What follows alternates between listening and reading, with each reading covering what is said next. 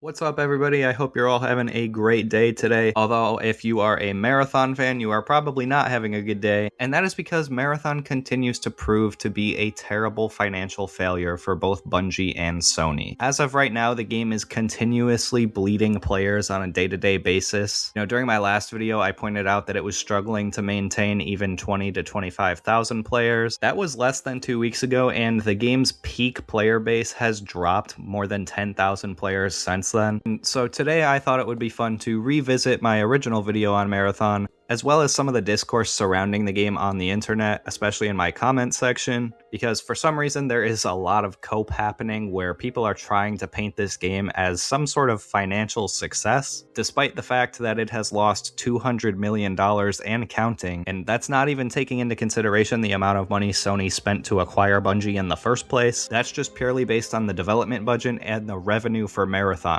Also not taking into consideration the cost of maintaining a live service game. If anything, Marathon has probably lost more money than I've originally estimated. I just don't know how anyone in their right mind can look you in the eye and tell you that a net loss of at least $200 million is some massive success. Like, that is an incomprehensible amount of money lost on this product. But for some reason, there are still many people holding out hope and trying to push this narrative that Marathon is in fact a successful video game, despite the fact that this game continues to bleed thousands of players every week. And just so I have the receipts, we're going to pull up some extra Steam numbers here before we look at the discourse surrounding the game. So right now, as I'm recording this video, if we go on Steam charts and look at the Marathon player counts, the 24-hour peak is sitting just above 15,000 with about 5,000 people playing right now. If you compare that to other extraction shooters on Steam like Arc Raiders, just in the past 24 hours, Arc Raiders continues to engage about 10 times the players that Marathon does. Even looking at more hardcore extraction shooters like Hunt Showdown, that game is still sitting above 20,000 players. Marathon is on track to be below Destiny 2 player counts at this point, and Destiny 2 is pretty much all but abandoned by Bungie in favor of Marathon. I mean, hell, Euro Truck Simulator on Steam has a 24-hour peak that is 3 times higher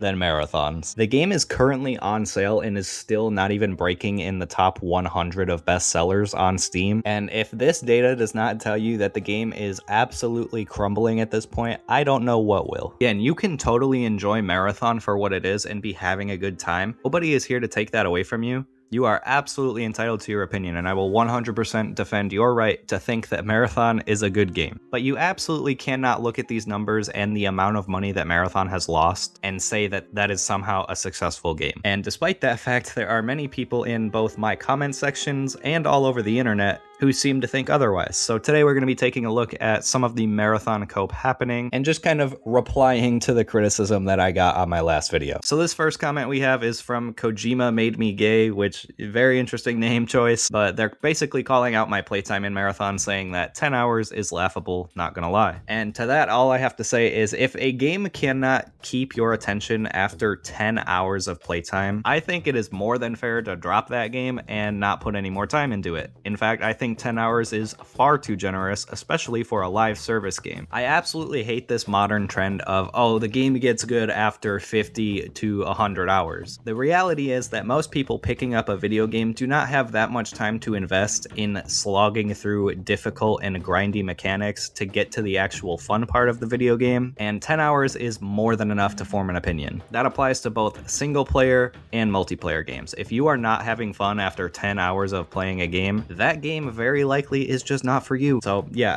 I don't really want to waste any more of my precious hours on a Marathon, and I don't really plan on doing so. But you can continue to grind away and find that fun after, 50 to 100 hours if that's how you like to approach games. This next comment we have is pretty similar, saying, honestly, the game is great. I'm really enjoying Endgame, and I feel that the hate is forced. Give it time and get to the end game before you produce negative reviews. Again, my video was really more about the state of Bungie and the state of Marathon as it stands from a business perspective and what I think is going to come next for Bungie and Sony. But I do think Marathon is just ultimately not a great game. And again, this idea that you have to 100% do everything in a video game before you're allowed to have any sort of impression or opinion on it is just completely out of touch with reality, and we can see from the Steam player charts and achievement data that most people who pick up Marathon are putting it down far before they get to endgame. So the player retention issue is a pretty global problem that Bungie is facing, and it's completely on them if they can't entice players to keep playing to get to the endgame in the first place. This next comment is actually not a hate comment, but it is a good point that I did want to call out from my last video, and that's that Escape from Tarkov actually has its own launcher. So the Steam numbers I cited for Tarkov on my last video don't take into account that the game actually has a much higher player base, which further brings into light the absolutely abysmal situation that Marathon is in. So thank you for that call out, because I was not aware of that at the time. This next comment is absolutely hilarious to me, so it is a bit of a long one, so I'm going to put it up on the screen like the rest of them and just kind of paraphrase. But this person says that this is the best extraction shooter they have ever played, and they have played them all. While it failed for reasons, being a bad game isn't one of them. I mean, I just fundamentally disagree with that statement. I think it is a bad game. Like I said in my original video,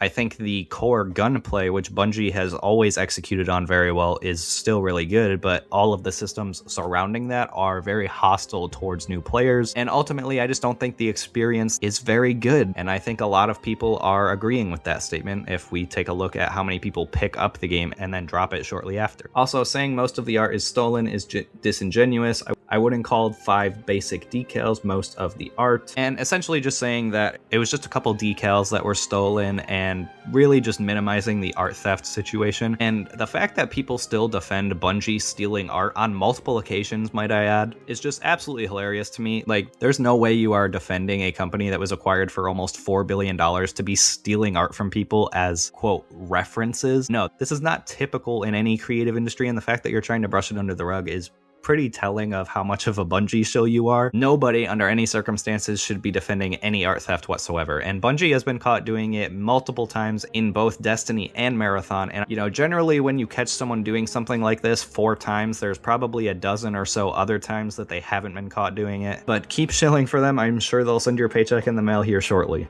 Their next point says you use words like countless and many for things that are like less than 4 things. Highguard and Concord are not many games. I mean, Highguard and Concord are definitely not the only live service games that have flopped like Marathon has. I more so just mentioned them because they were the most recent and prominent examples in our industry. But if you would like me to list every live service game that has come out and flopped in a similar manner to Marathon, I can certainly list a few more for you. Games like X-Defiant and Suicide Squad Kill the Justice League, Skull and Bones, Babylon's Fall, Anthem, Crucible, Battlefield 2042, Lawbreakers, as well as many pending flops like Fair Games and Hunter's Gathering. All it takes is a quick Google search to see how many live service games have been complete failures. Just because I didn't spend the entire video listing out every example definitely does not mean that there are less than 4 games that have failed like this. So again, point completely disproven, but go off, Queen. Then he gets mad that I talk about the state of Bungie, basically saying, who the fuck cares? Just go play Crimson Desert or something. And as I established in my original video, I care because I am an original Bungie fan. I think their Halo games were some of the best video games ever made, even though most of the people who made those games are no longer working at Bungie. I also enjoyed a lot of the aspects of Destiny 1 and 2. And again, like I mentioned many times, I think Bungie has some of the best core gunplay in the industry, no matter what they put out. So yeah, I'm going to criticize Marathon and how much of a flop it is because I want Bungie to get back to what made them great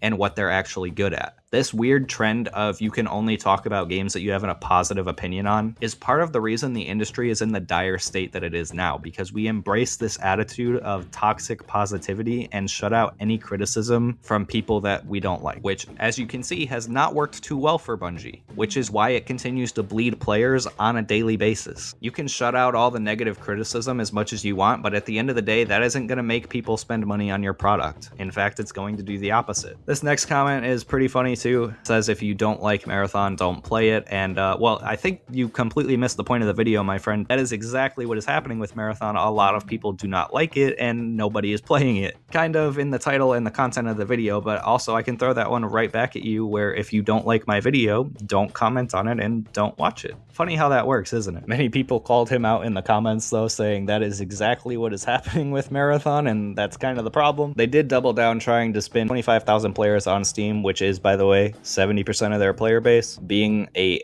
being some sort of successful metric. But yeah, Marathon is definitely not a success. So yeah, lots of cope happening in my comment section. But yeah, like I said, the Marathon discourse at the moment mostly consists of people putting their hands over their ears and saying, I can't hear you, I'm having fun. Which, like I said in the beginning of the video, more power to you if you are enjoying Marathon, but there is no way you can paint this game as a financial success. Even more hilarious to me is that Bungie's community manager over on Twitter is just on a massive block spree, blocking anybody who even gives the slightest amount of criticism towards the game. You know, the guy whose job it is to engage with the community and respond to criticism and relay it to the team and gets paid a six-figure salary to do so is just publicly refusing to do his job at this point and only engaging in the most degenerate Marathon glazing you can imagine, which I think perfectly encapsulates the toxic positivity that has completely consumed our industry. You know, when Highguard failed, all the developers came out saying, oh my god, I can't believe it. Everyone who played this game said positive things about it and nobody had anything negative to say. Well, yeah, that's what happens when you completely isolate and ignore everybody who has any negative feedback for you. You can pretend it doesn't exist, but at the end of the day, players are going to speak with their wallets. I just honestly don't know what's next for Bungie at this point. I mean, the game has bled over 10,000 players in less than 2 weeks, and it still has almost 2 months to go until the launch of Season 2, which many are saying is the make or break point for Marathon. Personally, I don't think this game can recover even if it goes free to play and launches a Season 2. I just don't see many people coming back for it. We've seen many games, again, like Highguard and Concord, try this. They've tried putting out roadmaps and promising future content updates, but ultimately players move on quickly, and if you can't keep their attention and their engagement, they're most likely not going to come back. And that is the fault of nobody but the developers. You can blame toxic discourse all you want, but at the end of the day, it's their money and time and they choose where to spend it. So you can't be surprised when you constantly disrespect your player base and pretend their critiques aren't there, and then they just move on. Personally, I am worried about the future of Bungie. They've been nothing but an absolute catastrophe for Sony since they've acquired them, and I don't know how Sony can look at them as anything other than a complete liability. I would like them to just move on to something bigger and better, maybe a Destiny 3 or something along those lines. I genuinely don't know what else would save them at this point. I think something in the realm of Destiny is probably going to be the safest bet. So fingers crossed that one of the legacy developers and one of my former favorites does not get shut down, but again, ultimately, I wouldn't be surprised if they get significantly downsized or we see some bad news happening soon. I think that's going to be it for this video though, guys. I just wanted to address the Marathon hate comments that I was getting in my chat. You know, I do find it funny that the people who claim to be having so much fun with Marathon are in my comments rather than playing the game. I'm sure they'll be back for this one, so keep an eye out for them in the comments. Maybe they'll give me enough content for another reaction video, but be sure to leave a like and subscribe if you enjoyed the content and want to see more from me. I would love to know what videos and topics you'd like to see me talk about next. And with all of that said, I will see you guys in the next one. Take care, guys.